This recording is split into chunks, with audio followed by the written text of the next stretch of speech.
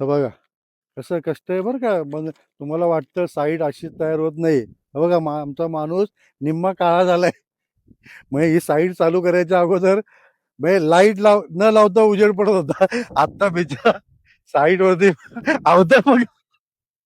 म्हणजे खरं ते आम्ही जे काही कष्ट करतोय मी नाही, दत्ता भाऊ जे कष्ट करतात की नाही, अक्षरशः ऊन बरं पाऊस काय पडायला तयार नाही, पण तरी आम्ही काही कष्ट थांबवले नाही, साईटची कामं थांबवलेली नाहीयेत.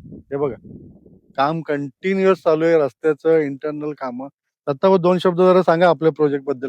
पूर्ण 12 acre single owner clear title Pune. Single owner मध्ये तुम्हीच ओनर नाही नाही म्हणजे सांगा, आपली स्वतःची जागा आहे. नाही नाही सिंगल ओनर क्लिअर हा टायटल पुणे प्लस हा अशी आपली जागा आहे. अशी आपली जागा आहे. हा.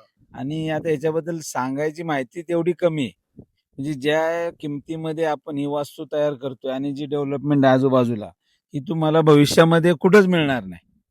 म्हणजे अशी एवढी वाडी तयार 100% करून हा देणारे आपण, की कोकणातली माणसं इथं बघायला आली पाहिजे, की बघायला काय आली वाडी पाहिजे. केली छान. बरोबर का नाही? बरोबर का नाही? 100%. तर दत्ताभाऊ आता बोलते प्रोजेक्ट रेस पर्यंत यांना आता ते फेस वॉश मी आणून देणार आहे. घरी गेले की दररोज फेस वॉश ते ना ते लावायचं. आणि 3 वर्ष प्रोजेक्ट चालणार आहे.